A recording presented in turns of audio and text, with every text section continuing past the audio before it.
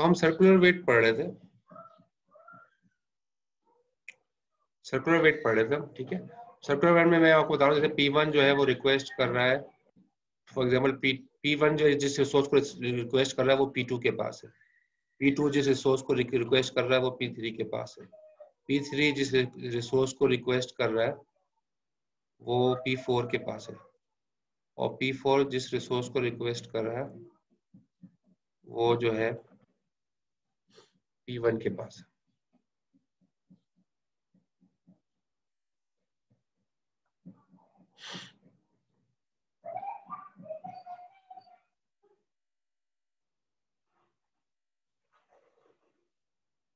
लोग आ रहे हैं तो ज्वाइन कर लो।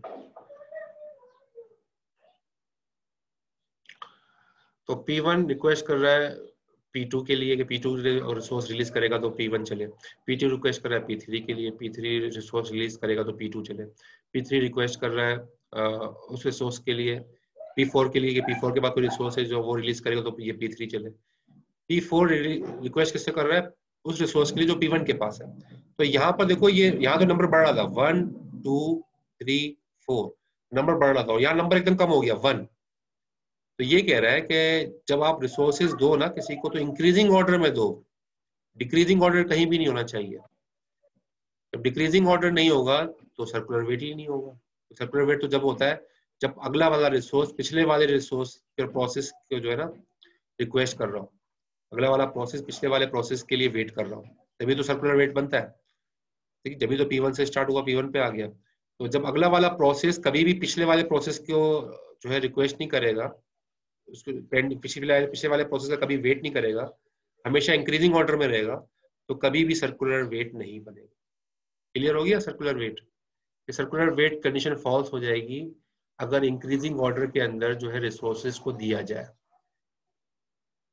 अगर डिक्रीजिंग ऑर्डर में देंगे तो फिर जाहिर है प्रोसेस 4 जो है प्रोसेस 1 के लिए वेट कर रहा है कि प्रोसेस 1 ने जो रिसोर्स लिया हुआ है उसको रिलीज करे तो मैं चलूँ, तो ये फिर सर्कुलर बन जाएगा। तो सर्कुलर वेट को फॉल्स करने की तरीकेकार ये है कि इंक्रीजिंग ऑर्डर ऑफ इनोमिनेशन, यानी कि रिसोर्सेज को जो है इंक्रीजिंग ऑर्डर के अंदर एलोकेट किया जाए, डिक्रीजिंग ऑर्डर में ना किया जाए।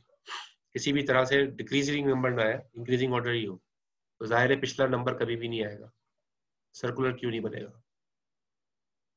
सही है, क्लियर हो गया सर्कुलर वेट फॉल्स करने की condition?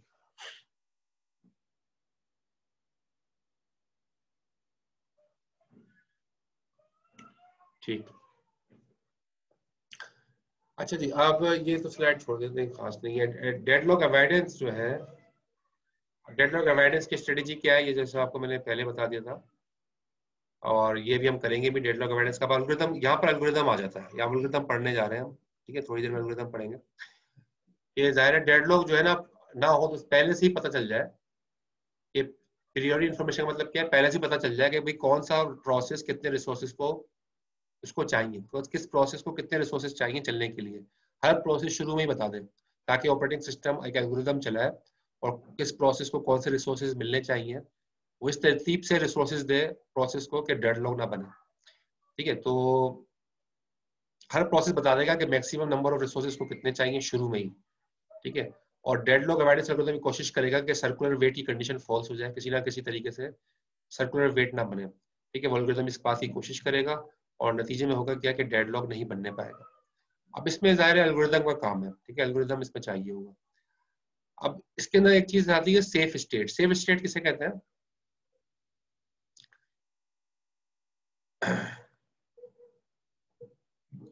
When a process requests an available resource, system must decide if immediate allocation leaves the system। यानी कि किसी भी रिसोर्स को, किसी भी प्रोसेस को कोई रिसोर्स चाहिए, और वो रिसोर्स अगर उस प्रोसेस को मिल जाती है, ठीक है, तो ये ना हो कि उस प्रोसेस को रिसोर्स तो मिल गई, बाकी सारे प्रोसेस पेंडिंग में चले गए, ऐसा नहीं हो।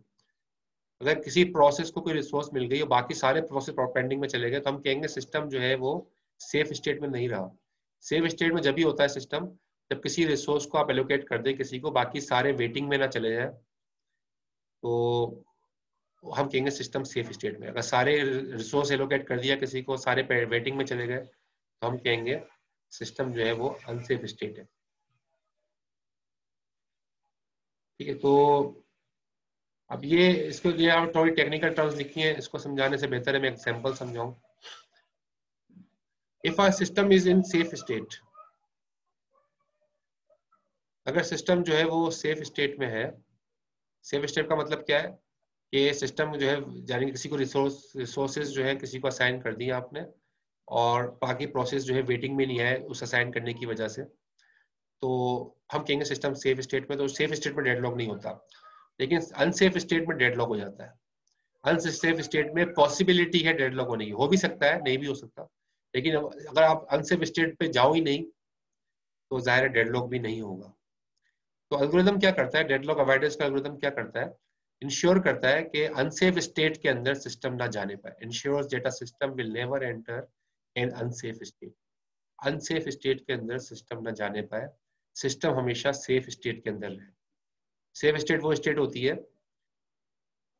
कि किसी प्रोसेस को कोई रिसोर्स चाहिए उसको दे दी, बाकी सारे वेटिंग में, बाकी सारे प्रोसेस जो है उसकी वजह से वेटिंग में ना आ जाए। ठीक है, यानी कि सब सारे के सारे वेटिंग में ना आ जाए, बल्कि सारे के सारे जो है ना वो उनका काम चलता रहे। अगर सारे वेटिंग में आ रहे हैं तो अनसेफ स्टेट है, अगर सारे वेटिंग में नहीं आ रहे तो सेफ स्टेट है। अच्छा, इसको एग्जांपल से भी हम समझेंगे आगे ताकि ये सेफ स्टेट अनसेफ स्टेट भी क्लियर होगा हमें। तो जो अभी डिस्कशन की उसमें अभी तक यही बात सामने आई कि जो अनसेफ स्टेट के अंदर पॉसिबिलिटी है डेडलॉक के होने की। ग्रीन ये जो एरिया है, ब्लू एरिया दिखा रहा है, तो अनसेफ स्टेट के अंदर पॉसिबिलिटी है डेडलॉक के होने की। यहाँ डेडलॉक हो रहा है, यहाँ डेडलॉक नहीं हो रहा। तो अनसेफ स्टेट के अंदर पॉसिबिलिटी है डेडलॉक के होने की, हो भी सकता है नहीं भी हो सकता। लेकिन सेफ स्टेट में, जो ग्रे एरिया में आपको नजर आ रहा है नीचे, सेफ स्टेट में डेडलॉक जो है यहाँ पर है ही नहीं। ठीक है, तो अगर आपका सिस्टम ऐसा हो कि वो हमेशा सेफ स्टेट में रखे सारे प्रोसेस को, तो डेडलॉक होगा नहीं। डेडलॉक के चांसेस तो अनसेफ स्टेट में, सेफ में नहीं है। ठीक है, अब हम देखते हैं कि भाई सेफ स्टेट के अंदर आपका सिस्टम जो है वो कैसे रहे, अनसेफ स्टेट से कैसे बचे, उसको एग्जांपल्स के थ्रू देखते हैं।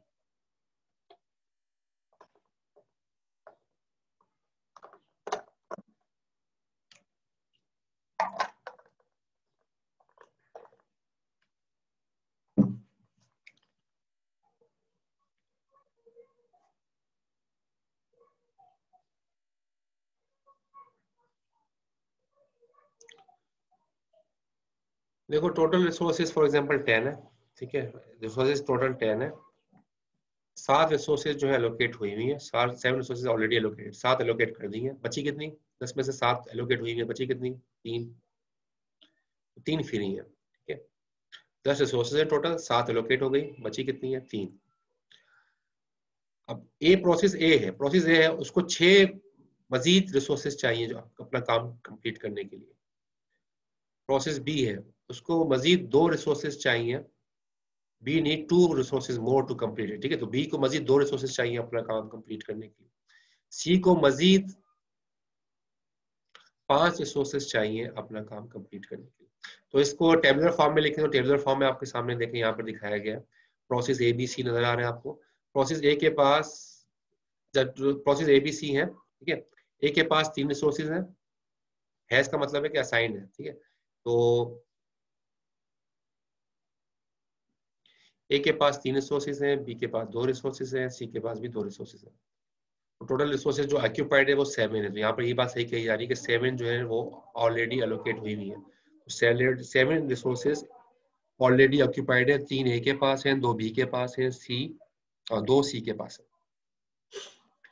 अच्छा, अब इसको चाहिए कितनी? ए को मैक्सिमम 9 चाहिए रिसोर्सेज, अभी 3 इसके पास है, तो मजीद उसको चाहिए 6 चाहिए ना, मजीद इसको 6 चाहिए। और बी को मजीद कितने चाहिए? 2 इसके पास है, 2 मैक्सिमम इसको 4 चाहिए, यानी कि 2 इसके पास है, 2 मजीद चाहिए, तो 4 हो जाएंगी, तब जाके इसका काम कंप्लीट होगा बी का। और सी के पास इस वक्त 2 है, मजीद इसको कितनी चाहिए? 5, तब जाके वो 7 होंगी। और क्योंकि 7 मैक्सिमम उसके चाहिए, तो मजीद इसको 5 चाहिए, 5 मिल जाएंगी सी को, तो सी का काम कंप्लीट हो जाएगा। ठीक है, तो ये बात समझ में आ गई ग्राफ से, ये टेबल से, कि ए को कितनी चाहिए, बी को कितनी चाहिए। अभी हम आगे चल रहे हैं और देख रहे हैं कि सेफ स्टेट के अंदर और अनसेफ स्टेट को समझने की कोशिश कर रहे हैं, सेफ स्टेट और अनसेफ स्टेट में क्या फर्क है। अब आप देखो, हम आगे जा रहे हैं और यहाँ पर ये दिखाया गया है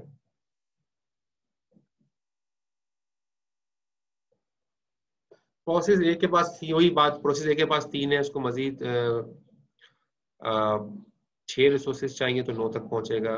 बी के पास 2 है, मजीद 2 रिसोर्सेज चाहिए तो 4 तक पहुंचेगा। सी के पास 2 रिसोर्सेज है, उसको मजीद 5 रिसोर्सेज चाहिए तो 7 तक पहुंचेगा। फ्री कितनी है? 3, ठीक है, क्योंकि 7 ऑक्यूपाइड है, 3 2 7 हो गए, 7 ऑक्यूपाइड है, 10 3 टोटल, 7 तो ऑक्यूपाइड हो गई, तो बची हुई है 3। अब आप ये बताओ, जो फ्री अवेलेबल है 3 है, तो मैं किस प्रोसेस की रिक्वेस्ट फुलफिल करूंगा, ए की, बी की या सी की? ए को 6 चाहिए मजीद, बी को 2 चाहिए मजीद, सी को 5 चाहिए। बी को देंगे तो बी का बी कम। को क्योंकि बी को कम चाहिए। हाँ बिल्कुल सही बताया, बी को चाहिए 2, 3 में से 2 की रिक्वेस्ट पूरी हो सकती है, 3 में से 6 और 5 की रिक्वेस्ट तो पूरी नहीं हो सकती, 3 में से 2 की रिक्वेस्ट पूरी हो सकती है। तो इसका मतलब क्या हुआ, बी की रिक्वेस्ट को फुलफिल किया जा सकता है, ठीक है। तो 2 रिक्वेस्ट उसकी उसको जो चाहिए थी मजीद वो मिल जाएंगी, तो 2 रिक्वेस्ट को दे दी गई, तो यहाँ कितनी बचेंगी? 1, ज़ाहिर 3 थी ना, तो 2 दे दी तो कितनी बचेंगी? 1।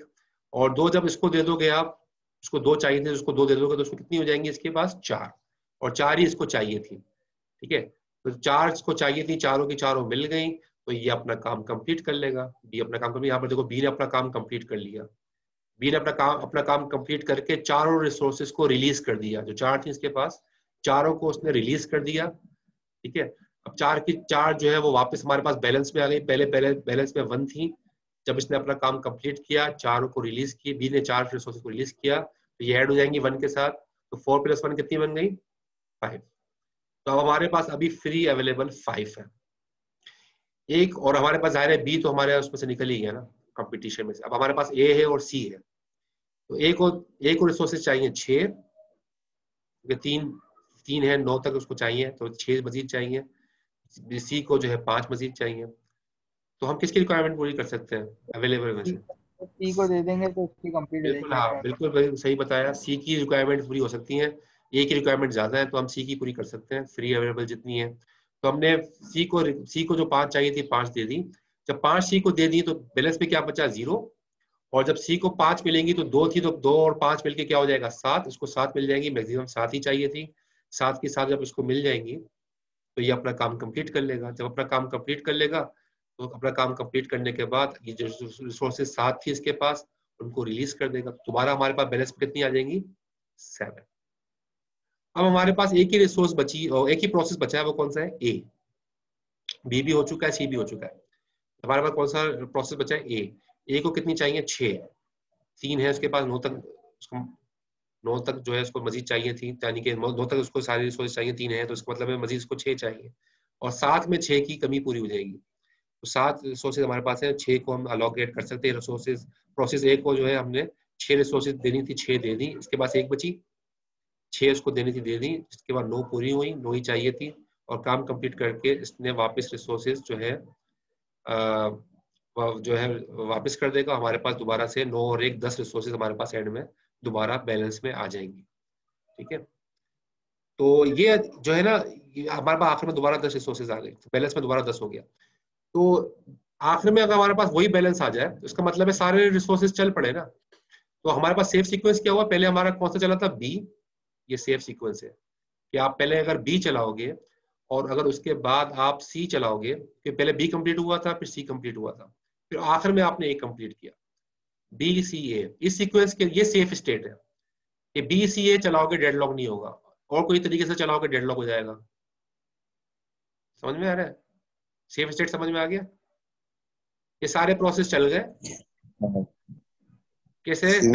पहले बी को चलाया, फिर सी को चलाया, आखिर में ए को चलाया, तो सारे स्टेट चल गए, डेडलॉक नहीं बना। जी एक्सक्यूज मी सर। जी यार हेलो पूछिए। जी पूछिए, सवाल पूछिए।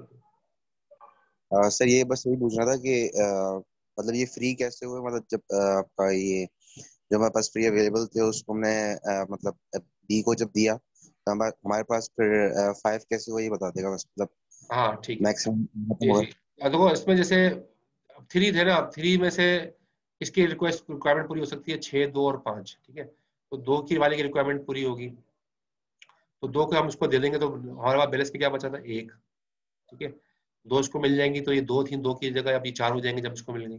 जब ये 4 मिल गई तो 4 चलाएगा, 4 चला के भी 4 को फारिग कर देगा, तो 4 फारिग कर देगा तो 4 फारिग होकर दोबारा हमारे पास बैलेंस में आ जाएंगी।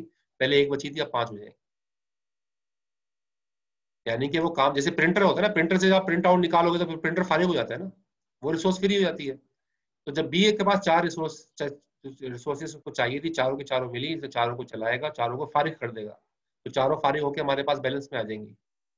ठीक है सर, समझ गया समझ गया। ठीक है, तो ये अब आपने देख लिया सेफ स्टेट, इसको कहते हैं सेफ स्टेट के 1 बाय 1 इस तरीके से एलोकेशन की जाए कि कोई प्रोसेस अटके नहीं, सबको रिसोर्सेज मिल जाए और हमारा डेडलॉक नहीं बने। यहाँ पर हमारा डेडलॉक नहीं बना तो हम कहेंगे ये सेफ स्टेट है। अनसेफ स्टेट क्या है, हम यहाँ देखो अनसेफ स्टेट समझ में आएगा। अब फॉर एग्जांपल ये वही प्रॉब्लम है जो अभी थोड़ी देर पहले हमने की कि इसको 6 चाहिए, इसको 2 चाहिए, इसको 5 चाहिए, अवेलेबल कितनी है, 3। तो फॉर एग्जांपल हुआ क्या कि एक रिसोर्स जो है ना उसको मजीद चाहिए, 3 की जगह इसने एक और एक्यूपाई कर ली, 4 एक्यूपाई कर ली, 4 एक्यूपाई कर ली, ठीक है। तो अब इसको कितनी रिसोर्स चाहिए, 3 की जगह इसने 4 ऑक्यूपाई कर ली, 5 चाहिए सर। अब इसको 5 चाहिए, सही बताया, ठीक है ना। अब इसको 5 चाहिए और इसको कितनी चाहिए, इसको भी 5 चाहिए, और इसको कितनी चाहिए, इसको 2 चाहिए। बस इसके अंदर फर्क ये हुआ है कि इसने एक और मजीद एक्यूपाई कर ली, पहले 3 एक्यूपाई की हुई थी इन्हें, अब इन्हें फॉर एग्जाम्पल हमें प्रॉब्लम ऐसा मिला है कि 4 एक्यूपाई की हुई है इन्हें, तो जाहिर है पहले को 5 चाहिए, दूसरे को 2 चाहिए। अब हमारे पास टोटल कितने हो गए, 4 5 6 7 8। अब हमारे पास 8 तो ऑक्यूपाइड है, टोटल 10 थी ना हमारे पास, टोटल 10 थी। तो 10 में से जो है वो 10 में से 10 में से हमारे पास 8 ऑक्यूपाइड हो गई, तो बची कितनी बैलेंस में, 2 है ना। पहले 3 बची हुई थी, लेकिन जब इसने एक ज्यादा रख ली तो अब कितनी बची हुई है, 2। अब आपके पास 2 रिसोर्सेज हैं, तो किसकी रिक्वायरमेंट पूरी करोगे, ए को 5 चाहिए, बी को 2 चाहिए, सी को 5 चाहिए। बी की पूरी करेंगे। हाँ बिल्कुल, बी। बी की रिक्वायरमेंट पूरी करेंगे, बी की रिक्वायरमेंट पूरी करेंगे। बी को हम 2 रिसोर्सेज थी, दो को बी को दोनों रिसोर्सेज दे देंगे, हमारे पास बैलेंस में 0 हो जाएगा। और बी को जो 2 चाहिए थी 2 मिल जाएंगी, 2 थी इसके पास, अब इसके पास 4 हो जाएंगी, 2 मिलने के बाद 4 ही इसको चाहिए थी। अब ये एग्जीक्यूशन कंप्लीट करेगा, और बी एग्जीक्यूशन कंप्लीट करने के बाद जो चारों रिसोर्सेज है उनको रिलीज कर देगा। जब रिलीज कर देगा वापस हमारे पास बैलेंस में कितनी आ जाएंगी, 4।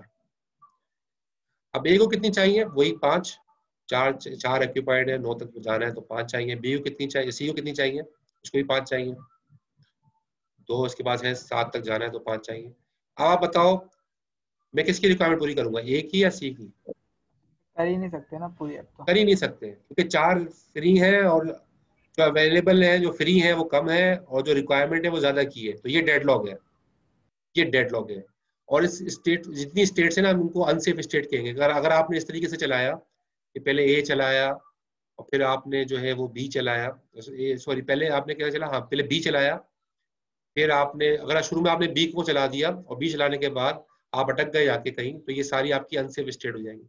तो अब आपको समझ में आया, अनसेफ स्टेट वो स्टेट होती है जो आपको डेडलॉक की तरफ ले जाए, यानी कि आप स्टक हो जाओ, या आप स्टक हो गए ना, इस पॉइंट पे स्टक हो गए आप कि 4 फ्री हैं और 5 5 चाहिए। अब आप क्या करोगे, किसी को नहीं दे सकते। अब ए भी वेटिंग में रहेगा मुसलसल, सी भी वेटिंग में रहेगा मुसलसल, तो ये डेडलॉक हो गया। क्लियर हो गया अनसेफ स्टेट। अनसेफ स्टेट वो स्टेट है कि फ्री कम हो, रिक्वेस्ट ज्यादा की हो, अब चला नहीं सकते, फंस गए, वो अनसेफ स्टेट्स हो गई सारी, जो आपको इस तरह की कंडीशन में ले जाए। सेफ स्टेट कौन सी होती हैं, जिसमें आपका सब 1 बाय 1 एलोकेट करते जाओ और कोई भी प्रोसेस आपका फंसे नहीं, सबको सारी रिसोर्सेज मिल जाए, सब सारे चल जाए, हम कहेंगे वो सेफ स्टेट है, इसमें डेडलॉक नहीं होगा। तो ऑपरेटिंग सिस्टम काम क्या करता है, कोशिश ये करता है कि सिस्टम सेफ स्टेट में रहे, अनसेफ स्टेट में ना जाए, इन स्टेट्स में ना जाए। एलोकेशन ऐसे ना होने पाए कि आखिर में फ्री कम रह जाए, रिक्वेस्ट ज्यादा की हो, ऐसा ना हो जाए, वरना वही चीज डेडलॉक हो जाती है। ठीक है, क्लियर हो गई safe state unsafe state. Yes sir, clear. अब आगे देखो अवॉइडेंस के एल्गोरिथम पढ़ते हैं, ठीक है। अभी हमने थोड़ी देर पहले अवेयरनेस रिसोर्स एलोकेशन ग्राफ से भी देखा था, हमने कोशिश की थी कि सिंगल रिसोर्स के लिए तो अच्छा है रिसोर्स एलोकेशन ग्राफ, कि वहाँ ग्राफ में देख के जो है आप अंदाजा कर लोगे कि भाई जो है वो हो सकता है कि नहीं हो सकता। लेकिन मल्टीपल रिसोर्सेज हैं तो उसके लिए अच्छा होता है बैंकर्स एल्गोरिथम। ये बैंकर एल्गोरिथम एक ऐसा एल्गोरिथम है जिसके जरिए से हम, यानी कि ये सेफ स्टेट के अंदर ही एलोकेट करता है रिसोर्सेज, अनसेफ स्टेट में जाने नहीं देता बैंकर एल्गोरिथम।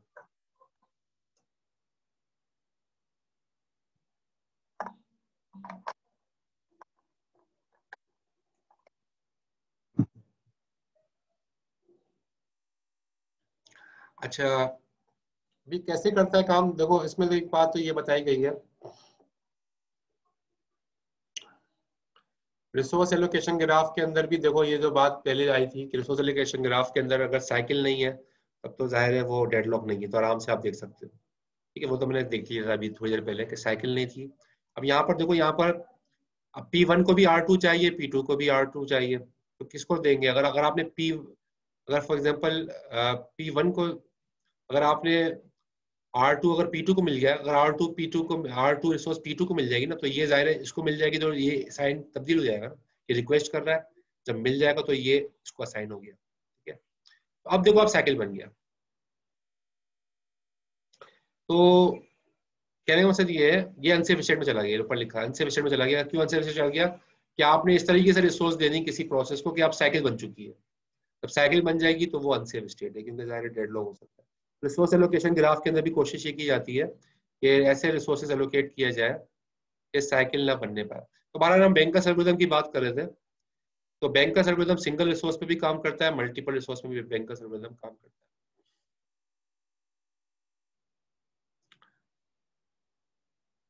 अच्छा, हम यहाँ पर देखते हैं, ये हमारे सामने एक एग्जांपल आ गई है बैंकर्स एल्गोरिथम की।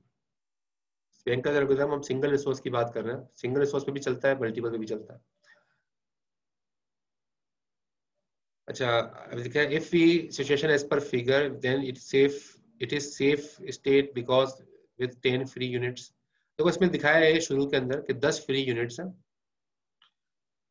और अभी किसी के पास कुछ भी नहीं है। 000 का मतलब क्या है? किसी के पास अभी कुछ भी नहीं है, शुरू से स्टार्ट हो रहा है।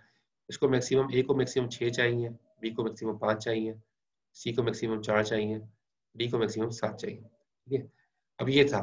अगर ये यहाँ से हम देखें इस डायग्राम में, तो आप कोशिश ये करो शुरू में आपको मिले, वैसे तो आप सबकी चला सकते हो, सबकी रिक्वेस्ट पूरी कर सकते हो, लेकिन कोशिश ये करो कि सबसे जिसकी कम रिक्वायरमेंट है ना उसकी पहले पूरी करने की कोशिश करो।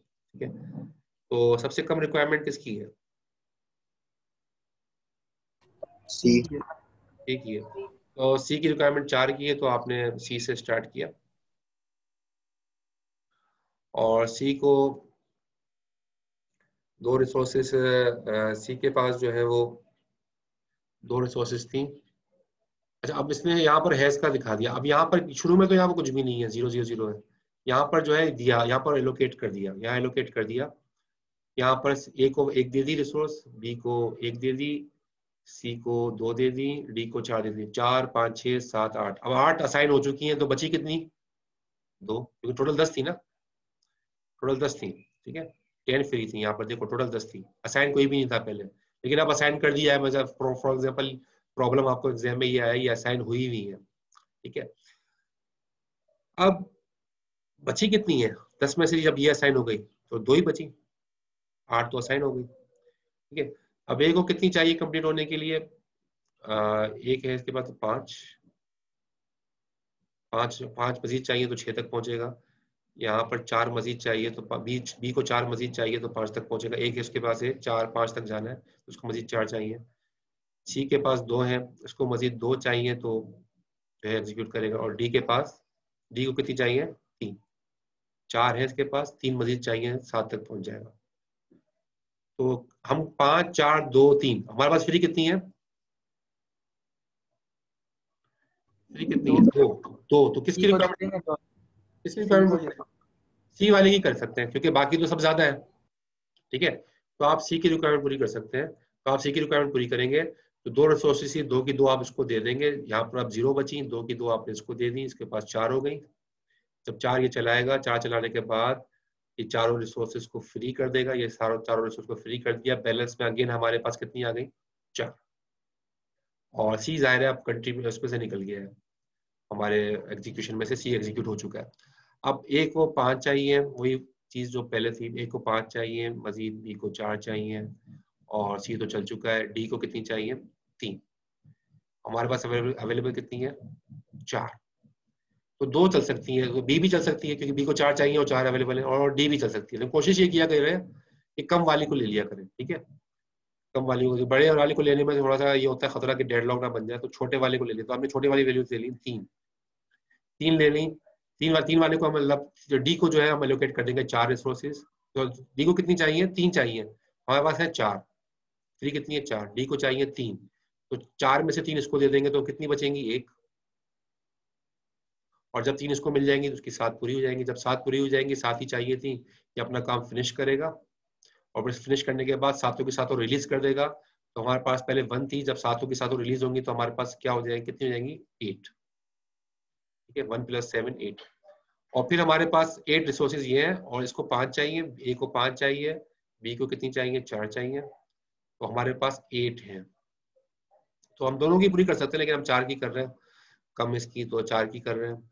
और 4 की हमने पूरी की तो 8 में से 4 दे दी तो 4 बचेंगी, ठीक है। तो और 4 इसको दे दी तो उसकी 5 पूरी हुई, 5 पूरी हुई, इसने अपना काम कंप्लीट किया।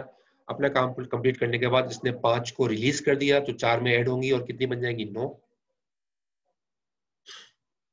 9 बन गई, ठीक है, 9 बन गई। अब हमारे पास एक ही फाइनली रिसोर्स बची है और प्रोसेस बचा है ए, इसको कितनी चाहिए, 5। और जाहिर है 9 में 5 की गुंजाइश है, तो ये 5 इसमें से दे देगा, बाकी 4 बची हुई होंगी। और ये 6 की 6 इसको पूरी हो गई, ये चल जाएगा। और चलने के बाद ये 6 भी रिलीज कर देगा, और वापस में आखिर में हमारे पास अगेन 10 हो जाएंगी। तो 10 ही थी शुरू में, और आखिर में भी 10 हो गई, और सारे प्रोसेस हमारे चल चुके हैं। तो सेफ सीक्वेंस क्या था, पहले हमने सी चलाया, सी को रिसोर्स दी, फिर हमने डी को रिसोर्स दी, फिर हमने बी को रिसोर्स दी, फिर हमने ए को रिसोर्स दी। इस सीक्वेंस में हमने चलाया, तो हमारा डेडलॉक नहीं बना। सीक्वेंस और भी हो सकता है जिसमें डेडलॉक ना बने, वो आपका आंसर सही है, ठीक है। हो सकता है पहले डी चल रहा होता और सी भी है, अगर ऐसा चल रहा होता और डेडलॉक नहीं बनता तो वो आंसर भी सही था, ठीक है। तो यानी कि सारे प्रोसेस चल जाए, कहीं पर कोई प्रोसेस अटके नहीं, तो वो सारी सीक्वेंस सेफ सीक्वेंस है, ठीक है। क्लियर है ना ये बात? Yes sir, clear. अब देखो डेडलॉक कंडीशन, डेडलॉक कंडीशन है, ठीक है ना। फ्री एक ही है, उसको 5 चाहिए, इसको 2, इसको कितनी चाहिए, 3 चाहिए, इसको कितनी चाहिए, 2 चाहिए, इसको कितनी चाहिए, 5 चाहिए। अब सबकी रिक्वायरमेंट एक से ज्यादा है, हमारे पास फ्री एक है, तो हम कहेंगे ये कंडीशन डेडलॉक कंडीशन है, हम इसमें कुछ भी नहीं कर सकते, ठीक है। तो बहरहाल अब आपको समझ में आ गया होगा सेफ स्टेट और अनसेफ स्टेट किसे कहते हैं, और डेडलॉक एल्गोरिथम जो है ऐसे असाइनमेंट ऐसे की जानी चाहिए कि सेफ स्टेट के अंदर ही जो आपका सिस्टम रहे, और अनसेफ स्टेट के अंदर जो है ना जाने पाए। अब हम बैंक का एल्गोरिथम पढ़ रहे हैं मल्टीपल इंस्टांसेस के लिए, मल्टीपल इंस्टांसेस के लिए बैंक का एल्गोरिथम पढ़ रहे हैं। देखो सिंगल इंस्टांस था, मल्टीपल इंस्टांस का मतलब क्या है कि एक से ज्यादा, एक से ज्यादा ठीक है। तो यहाँ पर जैसे दिखाया गया ग्राफ, अच्छा मैं आप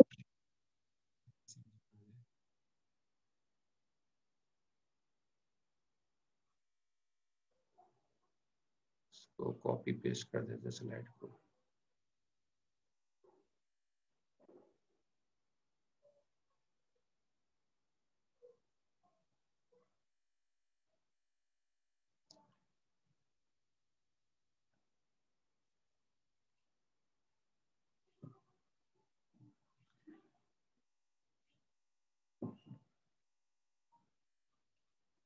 अब मैं ना ये हटा रहा हूँ ताकि आपको, मैं आपको करके दिखा दूंगा।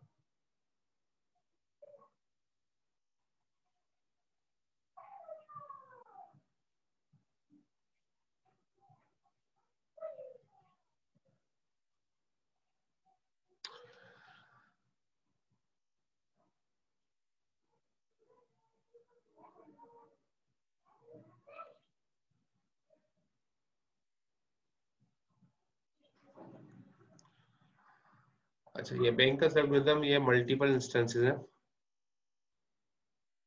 अच्छा मैं दोबारा कनेक्ट कर लेता हूँ, ये फिर बीच में डिस्कनेक्ट हो जाएगा, ये अच्छा नहीं रहेगा, बात अधूरी रहेगी। दोबारा कनेक्ट कर रहा हूँ।